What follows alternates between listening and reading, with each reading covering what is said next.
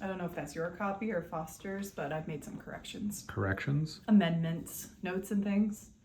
Have you actually read this thing? The program works for a lot of people. Except you don't know that. Nobody does. It's all anonymous. Nothing's evidence-based. It's just anecdotal. Emma, so you asked if it's for my vital help. to my recovery that I come to believe in a power Emma, greater than me, if that I you turn let my me- will and life over to God and allow Him to remove my defects of character, Will you let me if this just- all depends on me having a spiritual awakening, then I think we all might just be wasting our time. We're not. I think we might be. You're worried about the steps. I'm worried that a trained medical professional can have this many certificates and also wear a crucifix. I don't believe the scientific method disproves the existence of Such a God. boring conversation. Of course it does. Of course it fucking does. I'm really gonna need you to be cleverer than this. I'm really gonna need you to at least match me intellectually, because otherwise I'm going to leave. And if I leave, I don't know. I'm not powerless. I'm not helpless.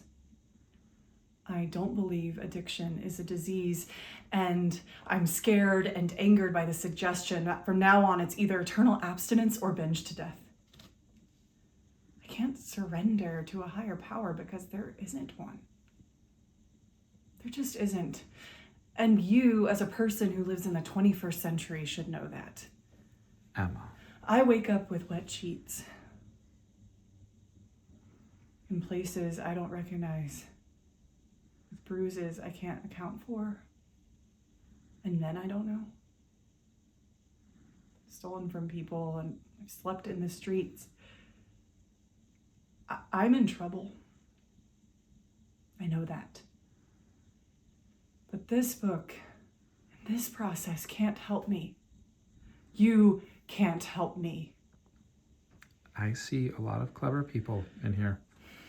People who drink and use because they just can't stop their big brains from thinking. You want me to thinking. conceptualize a universe in which I am the sole agent of my own destiny and at the same time admit absolute powerlessness? It's a fatal contradiction, and I won't start building foundations on a flawed premise. That's not a fair characterization. There is no meaning to anything. There are no beginnings and middles and ends. Emma. I'm not the product of the decisions I've made or the things that have happened to me, and I will not be reduced to that.